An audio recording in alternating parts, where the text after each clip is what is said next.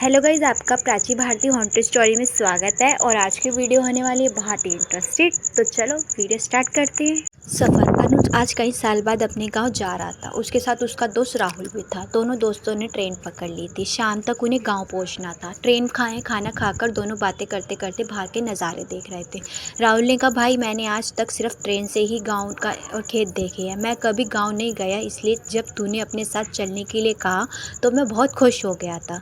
यह सुनकर अनुज हंसने लगा। वह बोला, ज़्यादा खुश मत हो, गाँव में तो एक ही दिन में परेशान हो जाएगा। वहाँ ना लाइट ठीक से आती है ना इंटरनेट। यह सुनकर राहुल हंसने लगा। दोनों की ट्रेन एक जगह खड़ी हो गई। गाड़ी को खड़ी हुए 2 घंटे बीत गए थे। तभी वहां से टीटी गुजर रहा था।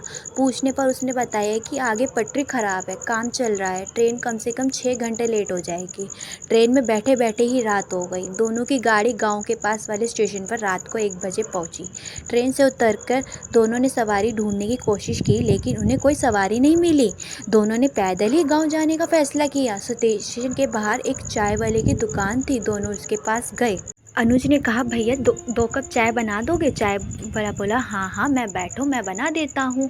दोनों ने चाय पीकर पैसे दिए और चलने लगे। तब चाय वाले ने कहा, भैया इस समय गांव में मत जाओ, मेरी बात मानो तो यहीं रुक जाओ। रात में वहाँ एक नर पिशाच का आतंक रहता है, वो किसी को भी अपना शिकार बना लेता है। यह सुनकर अनुज थोड़ा डर जाता है, लेकिन राहुल कहता है, अरे यार मैं शहर में रात को 3 बजे तक घूमता रहता हूँ, कभी कुछ नहीं हुआ, ये तुम लोगों ने डराने के लिए कहानियाँ बना दी है। राहुल नहीं माना और दोनों चाय वाले की बात को अनसुना करके गांव की ओर चल देते हैं। सड़क से रास्ता लंबा था, इसलिए अनुज राहुल को एक छोटी पगड़ी से लेकर चल देता है। रास्ता सकरा था, इसलिए अनुज आगे और राहुल उसके पीछे चल रहा था। अनुज बीच बीच में मुड़कर राहुल को देखता और उससे बातें करते करते आगे बढ़ रहा था। राहुल भी उसकी हाँ में हाँ मिला देता है। कुछ देर बाद अनुज को लगा कि राहुल जवाब नहीं दे रहा है। उसने पीछे मुड़कर देखा तो राहुल वहाँ नहीं था। अनुज बड़बड़ाने लगा है, भगवान ये कहाँ गया, कहीं इधर उधर तो नहीं चला गया, ज़रूर पेशाब करने रुक गया होगा। वह धीरे धीरे राहुल को आवाज़ देने लगा, लेकिन उसे कोई उत्तर नहीं दिखा। तो अब वह तेज़ी से गाँव की ओर चल दिया, जिससे कि किसी को बुलाने के लिए, मदद के लिए बुला सके। अभी अनुज कुछ ही दूर चला गया था कि राहुल पीछे से आवाज़ दी, मुझे छोड़कर चल दिया अनुज, अभी तो मुझे तेरा गाँव देखना है। अनु ने पीछे मुड़कर देखा तो अंधेरे में एक साया दिखाई दिया। वह बोला, अरे राहुल कहाँ चला गया था यार, मैं बहुत डर गया था। राहुल ने कहा, कहीं नहीं, यह बस यहीं था, चल गांव चलते हैं। अनुज ने महसूस किया कि राहुल की आवाज़ कुछ बदल गई है। उसने मुड़कर देखा तो राहुल की आंखें लाल थी। अनुज ने कहा, ये तुझे क्या हुआ, तेरी आंखें लाल क्यों हो गई है? राहुल हंसते हुए बोला, कुछ नहीं, बस थक गया हूँ, तू चल जल्दी से। दोनों गांव पहुंचने वाले होते हैं। जैसे ही गांव शुरू होता है, वहां एक कच्चा सा लकड़ी का बड़ा सा दरवाजा होता है। अनुज उस दरवाजे के पास पहुंचता है। अनुज कहता है, राहुल देख, गांव आ गया। राहुल तेजी से चीखने लगता है, तेरी इतनी हिम्मत, तू मुझे फंसाने के लिए लाया है, अब देख मैं तेरा क्या हाल करता हूँ। अनुज दरवाजे की दूसरी तरफ खड़ा था। अनुज बोला, राहुल ये तो क्या कह रहा है, रुक मैं आता हूँ तेरे पास। वह आगे बढ़ने लगा, तभी किसी ने उसके हाथ पकड़कर पीछे से खींच। सामने गांव के मुखिया गंगा प्रसाद जी खड़े थे। वो बोले, बच गया तू, वरना तू भी मारा जाता। कौन है तू? अनुज बोला, मुखिया जी मैं अनुज हूँ, रामपाल जी का बेटा। शहर से अपने दोस्त के साथ आया हूँ, लेकिन पता नहीं मेरे दोस्त को क्या हो गया। मुखिया जी ने कहना शुरू किया, मर गया तेरा दोस्त, जो सामने है वो एक नर पिशाच है।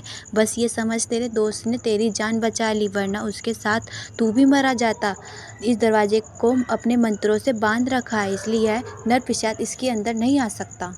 अनुज ने बोला, लेकिन मुखिया जी वह तो सामने खड़ा है। मुखिया जी ने कहा, सामने नीरप्रसाद खड़ा है, वह इस दरवाजे से अंदर नहीं आ सकता। तेरे दोस्त को इतने अपना शिकार बना लिया है, शुक्र मना जब इसका असर कम था तब वह तुझे यहाँ तक छोड़ गया। तेरी दोस्ती के कारण उसने नरपिशाच को रोक कर रखा है। अनुज ने देखा सामने राहुल रो रहा है था। वह बोला, जा भाई मुझे माफ़ कर दे, जो मैं तुझे रात को यहाँ लाया, हम वहीं रुक जाते हैं तो मैं भी बच जाता। तभी उसकी आवाज़ में नर पिशाच बोला, आज तो इसने तुझे बचा लिया, लेकिन कभी ना कभी तो मैं तुझे मार ही दूंगा, तेरा खून पीऊंगा जैसे मैंने इसका पी लिया है। तभी राहुल नीचे गिर जाता है। मुखिया जी कहते हैं, चल यहाँ से, सुबह दिन निकलने पर इसकी लाश ले जाएंगे। दोनों गांव में आगे चल देते हैं। अनुज अभी भी रो रहा था। मुखिया जी उसने घर पहुँच जाते हैं। दरवाज़ा खटखटाते हैं। रामपाल जी बाहर आते हैं। मुखिया जी और अनुज को देखकर चौंक कर जाते हैं। मुखिया जी कहते हैं, भाई रामपाल, तुमने अपने बेटे को नहीं नहीं बताया कि रात को इस गांव में आना मना है। इसके दोस्त ने नरपिशाच ने मार दिया, ये बच गया अपने दोस्त के कारण। रामपाल जी ने मुखिया जी को धन्यवाद दिया, फिर उन्होंने अनुज को गले लगा लिया।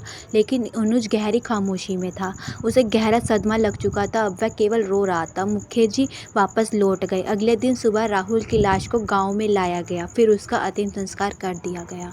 अनुज अब शहर नहीं जाना चाहता था, वह अब गांव में रहकर ही अपने दोस्त की मौत का बदला लेना चाहता था। अनुज बहुत परेशान था कि कैसे वो राहुल की मौत का बदला ले। वह गांव के बड़े बड़े बूढ़े से लोगों से मिला।